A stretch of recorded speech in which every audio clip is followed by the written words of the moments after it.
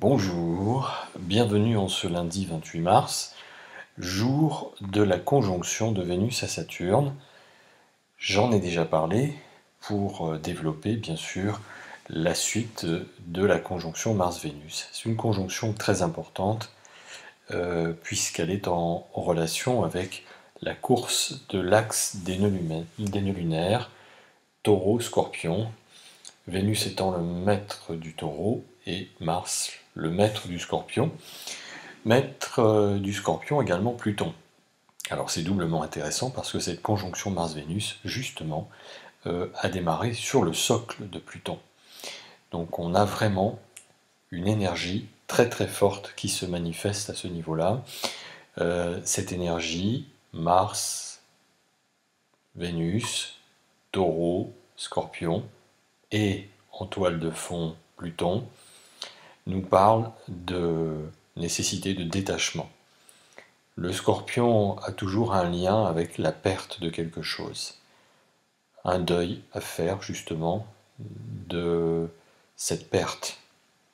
Nous perdons souvent des attachements auxquels nous sommes profondément liés, quelle que soit d'ailleurs l'origine et la nature de ces attachements, de la forme qu'ils revêtent. C'est donc de cela dont il s'agit. Nous devons accepter de perdre quelque chose pour justement nous réattacher à autre chose.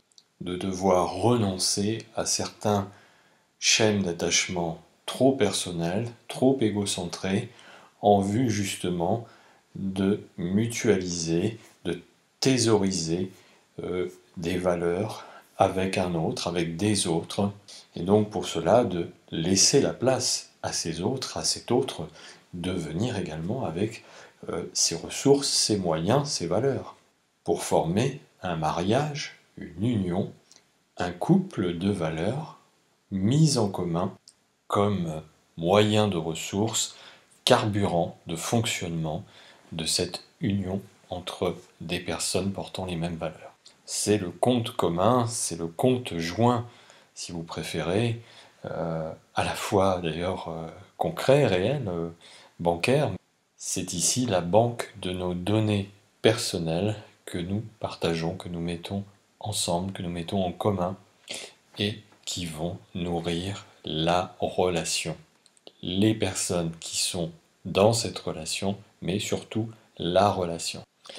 Et avec l'énergie poisson qui vient se rajouter à cette notion de devoir se détacher, de devoir accepter de perdre des choses, de perdre certains sens des valeurs, certains sens d'attachement, certains sens de possession, le sens de propriété, d'appartenance aussi, de dépendance. Donc nous sommes dans un moment comme ça de phase où à la fois on perd, on est un peu KO debout avec cette perte, mais on doit tout de suite voir devant, avec Uranus dans le Taureau justement, voir d'autres formes de sens de valeur, d'autres formes de sens d'attachement.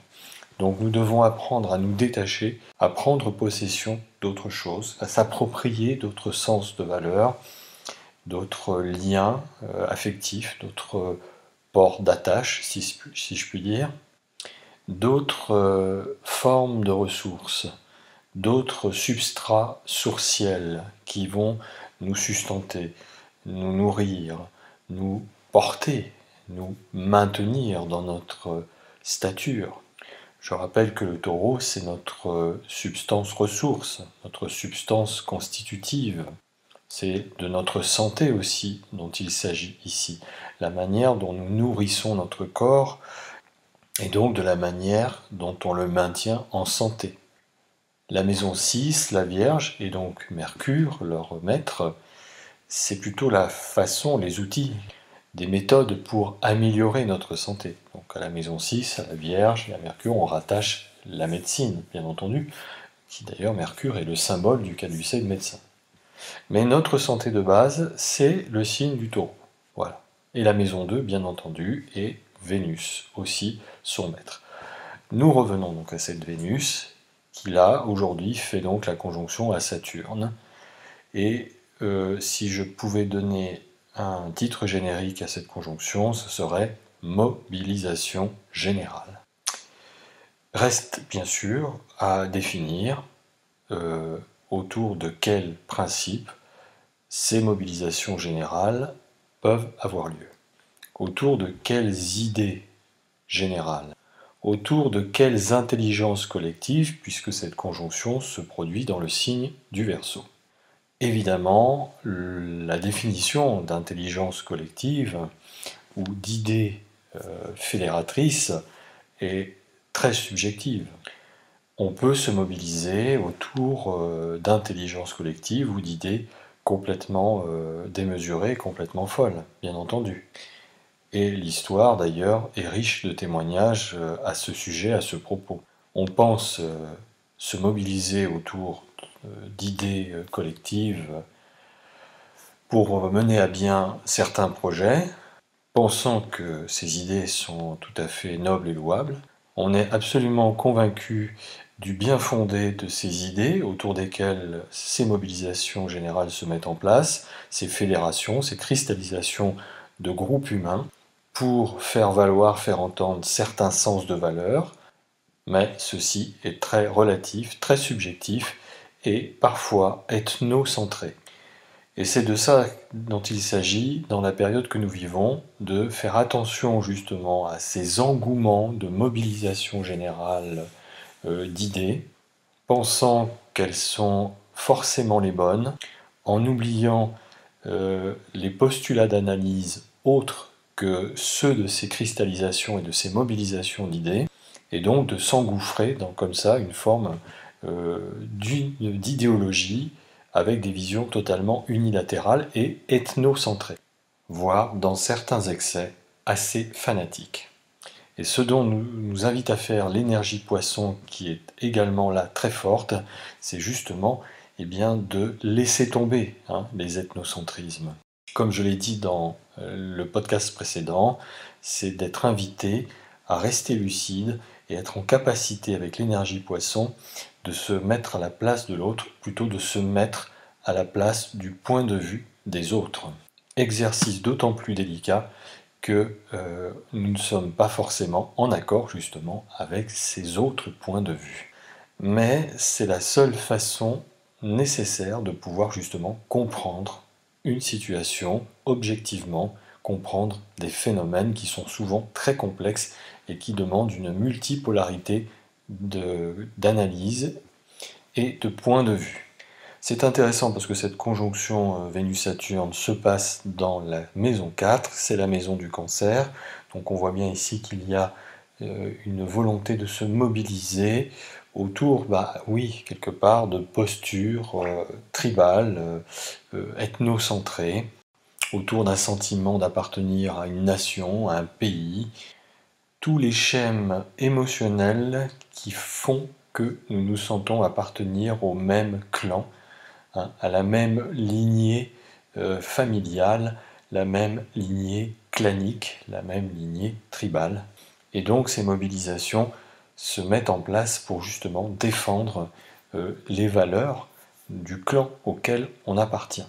Ce clan, bien sûr, peut s'entendre et se décliner à l'échelle d'un pays, à l'échelle d'un continent. Effet également troublant au moment de cette conjonction, nous avons un ascendant Balance et un descendant Bélier. Donc il est question de Mars et de Vénus. L'ascendant Balance, c'est Vénus, et le descendant Bélier, c'est Mars. On voit que Mars, bien sûr, est toujours dans les parages et qu'il fera la conjonction à Saturne à son tour le 5 avril. Fait autrement troublant, c'est l'entrée de la Lune noire dans le signe du Cancer. Cancer, maison 4, on y revient. Et donc, quel vieux fantôme, quel vieux démon, quelle vieille poussière glissée sous le tapis, cette lune noire vient refaire jaillir à la surface. Car c'est bien de cela dont il s'agit. Le Cancer avec le Capricorne, c'est vraiment l'axe de notre histoire, l'axe de notre genèse historique. Donc la lune noire dans le Cancer parle de cela, de vieux démons, de vieux relents comme ça, un peu peut-être nationalistes, et de repli identitaire, de repli sur soi, de repli ethnocentré, dans ce moment très tendu, avec des inclinations très belliqueuses, qui pourraient nous faire penser, nous faire croire, nous faire imaginer que nous nous battons ou nous pourrions nous battre pour défendre des causes justes et nobles, défendre notre terre, notre patrimoine, un terroir idéologique, un patrimoine identitaire, une vision du monde qui s'oppose à une autre ou à des autres. Nous sommes dans un moment de risque fragmentaire entre des visions du monde, des visions de organiser nos tissus socioculturels de manière assez différente. Le tout très auréolé, très conditionné par un climat ultra propagandiste, avec ce Jupiter-Neptune dans le signe des poissons qui se met en place petit à petit, conjonction qui aura lieu le 12 avril. Mais avant cela, nous aurons le 5 avril, comme nous le voyons sur cette carte, Mars qui à son tour fait la conjonction à Saturne. Et pour moi, là, c'est vraiment le risque de cloisonnement, hein, le risque de construire des murs, comment dire, des remparts, en fait, hein, de vouloir un peu fermer, s'enfermer dans une sorte de citadelle, un peu. Hein. Mars-Saturne, c'est un aspect de construction, de bâtisseur. Juste avant cette conjonction Mars-Saturne, le 5 avril, nous aurons, le 1er avril, la nouvelle lune dans le Bélier. Une sorte de poisson d'avril, puisque avec toutes ces planètes justement dans le signe des poissons, et en vue de la prochaine conjonction Jupiter-Neptune, on peut dire là qu'on est, directement concerné par cette histoire de poisson d'avril, ou de poison d'avril. Le Bélier, c'est le signe qui invite à faire preuve d'audace, de courage, d'esprit d'initiative, de fronde parfois, de témérité. Et pour obtenir ce que le Bélier désire, eh bien, il utilise parfois la force, la lutte, le combat. Rien n'est acquis dans l'existence et si nous souhaitons obtenir ce que nous désirons le plus, eh bien le Bélier va nous offrir son énergie de lutte, son énergie de combat. C'est le signe qui nous pousse à l'action, à nous mettre en route dans le sens de nos désirs, bille en tête, sans se poser de questions. C'est pour ça qu'on rattache au Bélier le signe de la guerre, Mars, dieu de la guerre, parce que pour défendre son intégrité, ou tout simplement pour faire exister au monde cette intégrité, cette forme physique, il faut se battre parfois, et pour conquérir ce que l'on a envie de conquérir, on utilise une énergie, une forme d'énergie d'agressivité pour aller prendre, pour partir en conquête. Le Bélier n'hésite pas à utiliser sa force pour faire triompher son désir, ses désirs, ce qui l'anime le plus. Alors quand on a un thème un petit peu mou, entre guillemets, c'est intéressant d'avoir un Bélier assez dynamique qui va justement nous donner à un moment donné l'énergie pour entreprendre les choses, pour passer à l'action, prendre des décisions, des initiatives personnelles. Là où le signe opposé, la balance en face, va hésiter, peser le pour et le contre, au risque d'ailleurs de ne pas agir finalement, le Bélier, lui, ne va pas se poser de questions, il va agir directement. Parfois trop, parfois de façon un peu trop présomptueuse. Parfois, oui, parfois de façon brutale, de façon un peu abrupte, brute de décoffrage, un peu sans filtre, vous voyez, ça c'est vraiment très Bélier, très Mars, très Pluton. Mais parce qu'il n'y a pas d'autres moyens, il n'y a pas d'autres outils que d'agir comme ça, de façon directe et spontanée, à la manière d'un enfant finalement. Car le Bélier, c'est le premier signe du zodiaque, donc il y a besoin aussi d'avoir cette espèce de fraîcheur de l'inédit. Alors, oui, selon les circonstances, pour le meilleur comme parfois pour le plus désagréable. Mais c'est le but du Bélier, c'est d'agir. Nous avons au moment de cette nouvelle lune un axe ascendant-descendant, Taureau-Scorpion, Donc Vénus, Mars, Pluton, encore une fois, très sollicités, très mobilisés et démobilisés. Nous avons aussi l'axe Cancer-Capricorne, encore une fois.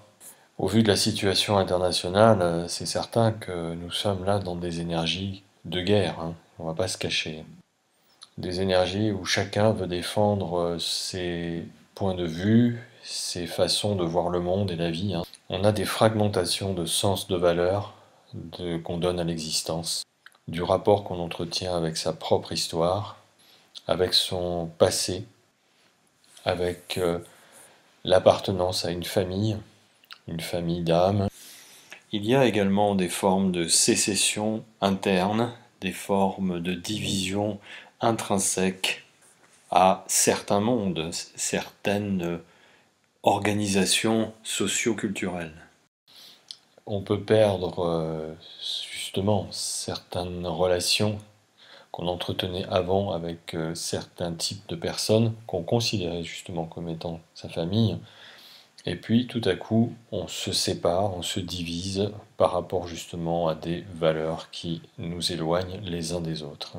On sent la nécessité de se rapprocher d'autres personnes, comme je l'ai dit, hein, de créer du lien avec des individus qui portent les mêmes valeurs que soi et surtout qui a les mêmes perspectives, la même vision à long terme avec cet Uranus dans le Taureau du monde et des valeurs qu'on peut donner justement à l'existence et dans notre rapport au monde avec cette existence.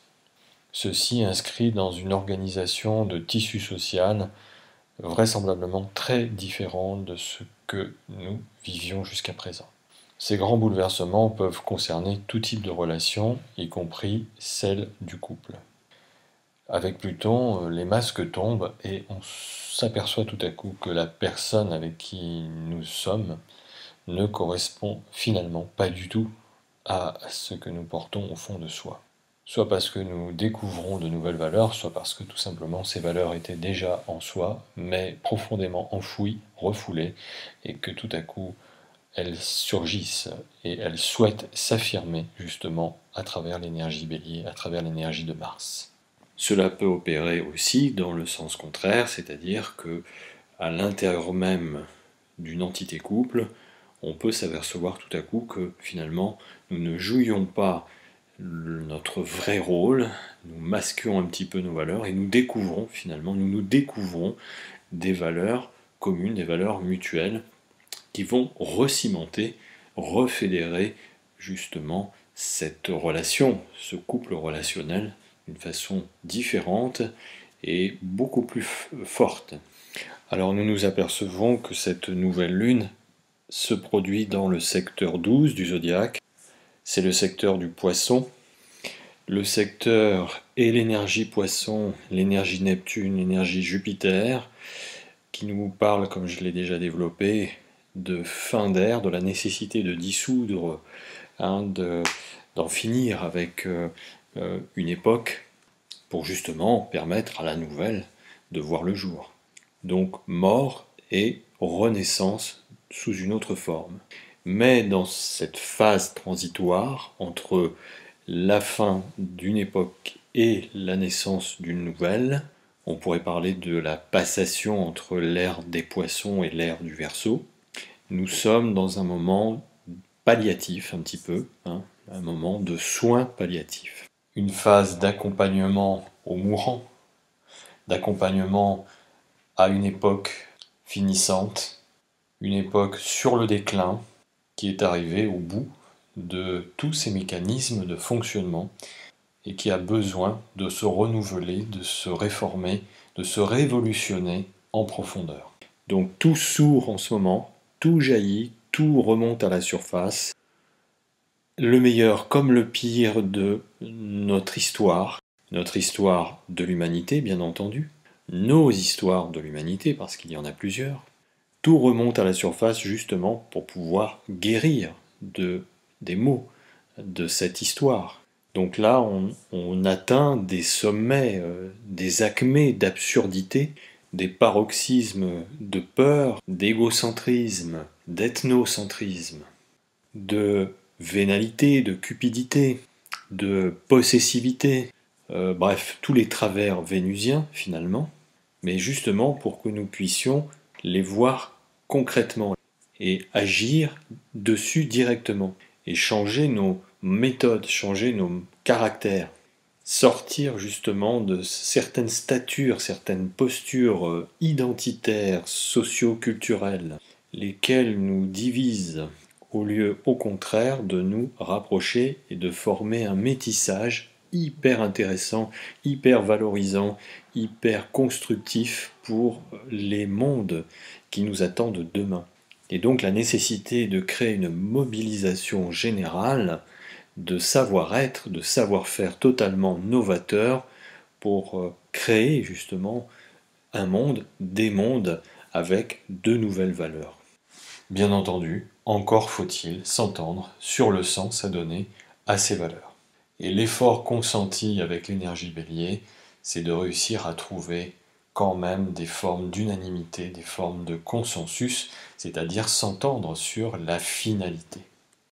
Et Vénus, Saturne peuvent aussi permettre de trouver justement des formes de cohésion par rapport à cela, pour s'entendre sur un juste équilibre à trouver, une juste équité à trouver dans les fonctionnements de ce monde. Et ici, ensuite de justement la mobilisation générale Vénus-Saturne, la conjonction Mars-Saturne du 5 avril vient donner corps à la nécessité de cimentation pour former une espèce de corps comme ça, une espèce de bloc qui aurait tendance du coup à se replier sur lui-même, à s'emmurer en fait, à se claquemurer à l'intérieur comme d'une sorte de citadelle bien sûr symbolique. Et nous voyons à ce moment-là que nous avons un ascendant Capricorne. Le Capricorne dont Saturne a la maîtrise, on voit que cette conjonction se fait dans le secteur 1, le secteur de Mars. Nous voyons que nous avons un fond de ciel Taureau et un milieu du ciel Scorpion. Encore une fois, Mars et Vénus et Pluton sont profondément activés. Cette conjonction Mars-Saturne fait un carré à l'axe des nœuds Taureau-Scorpion également. Donc il y a vraiment une césure, là, une coupure, un repli, des tentatives de repli sur soi de certaines catégories de personnes, de volonté de s'isoler également, d'exclure, d'ostraciser, d'être dans une fracture de valeurs. Les groupes de mobilisation de conscience risquent d'être très fragmentés, très clivés, avec des tentations d'agressivité les uns contre les autres. Il y a comme une énergie de se cogner à un mur, d'aller se cogner aussi à des formes d'incompréhension. L'écueil de cette conjonction, là, c'est pour Mars de vouloir se heurter, se battre, en découdre, ou d'aller affronter un plus fort que soi, plus résistant, plus solide, plus grand que soi. Et Saturne vient mettre quelque part un ralentisseur à ce Mars, lui demandant de bien réfléchir avant d'agir, lui demandant de tempérer ses ardeurs et de prendre un peu plus son temps dans son mode d'action, dans ses volontés, d'en découdre si telles étaient ses intentions. Car si Mars veut absolument insister, eh bien effectivement, il risque de se cogner la tête contre plus résistant que soi, contre la forme rigide saturnienne. Saturne, le Capricorne à l'ascendant, c'est aussi celui qui veut jouer au gendarme, au juge, celui qui veut contrôler absolument tout. Nous sommes dans une énergie ici de psychorigidité, de difficulté d'ouvrir sa conscience, d'ouvrir ses espaces de compréhension, de rester dans de la diplomatie, puisque nous sommes dans un moment particulièrement tendu. L'astéroïde Junon est bien sûr encore de la partie, et Junon c'est l'âme sœur en quelque sorte. Donc il y a une mobilisation, des mobilisations générales, des cristallisations, des formations presque de bataillons entre personnes qui partagent le même sentiment d'appartenance à des pays.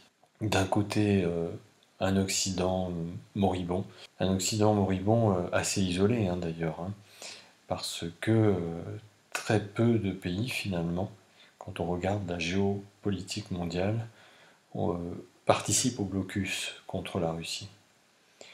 Et les pays africains ne le font pas, les pays sud-américains ne le font pas, la majorité des pays asiatiques, sud-est asiatiques, ne le font pas non plus, sauf le Japon. Donc l'Occident, ce qu'on appelle l'Occident vulgairement, pourrait bien se retrouver complètement isolé sur la scène internationale, et comme le disent certains économistes éclairés, se tirer complètement une balle dans le pied d'un point de vue économique, et donc quelque part entraîner sa perte, tout simplement, sa déliquescence économique. Dans la suite de toute cette tension, avec l'énergie de dissolution poisson, je ne suis pas bien sûr que les grandes organisations mondiales résistent également à cette crise. Je pense à l'ONU, en tout cas dans sa forme actuelle, je pense à l'OTAN, et voire même peut-être l'Union européenne. Il n'est pas impossible qu'il y ait des désunions européennes dans la suite de cette crise, parce que certains pays, dont les intérêts peuvent diverger complètement, pourraient bien reprocher à d'autres de les avoir entraînés, du fait de décisions collégiales, de les avoir entraînés dans cette galère. Et justement à ce propos, continuons d'observer la course de Vénus, passons au 27 avril. Le 27 avril, Mars et Vénus seront tous les deux dans le signe des Poissons, et Vénus, ce jour-là, 27 avril, fera la conjonction à Neptune. Donc, après, bien sûr, en être passé à la conjonction Jupiter-Neptune, la fameuse conjonction du 12 avril. Nous voyons que nous avons un ascendant Scorpion, encore une fois, et un descendant Taureau. À ce moment-là, bien sûr, à cette date, le Soleil sera dans le Taureau. Donc Vénus ici vient se frotter à l'énergie dissolvante neptunienne. Elle est à la fin de la maison 4, donc encore une fois, on est là ici dans le secteur des républiques, des pays, des démocraties, des nations, et donc aussi l'idée de nationalisme, de reconnaissance d'identité liée à cette nation, liée à sa tribu, à son clan identitaire et patrimonial. On a vraiment l'impression d'une fin, d'une déliquescence d'une ère, de systèmes de valeurs qui ont jusqu'à présent été prédominants dans nos organisations sociales et culturelles mondiales. Et pour moi, j'ai la très nette intuition que nous amorçons le déclin de l'Occident, de ce que j'appellerais personnellement l'empire occidental, avec toutes ces composantes hégémoniques qui ont dominé le monde jusqu'à présent. J'ai un peu l'image d'un iceberg, si vous voulez, qui se renverse. La face émergée s'immerge et la face immergée émerge. Vous voyez, renversement complètement de système.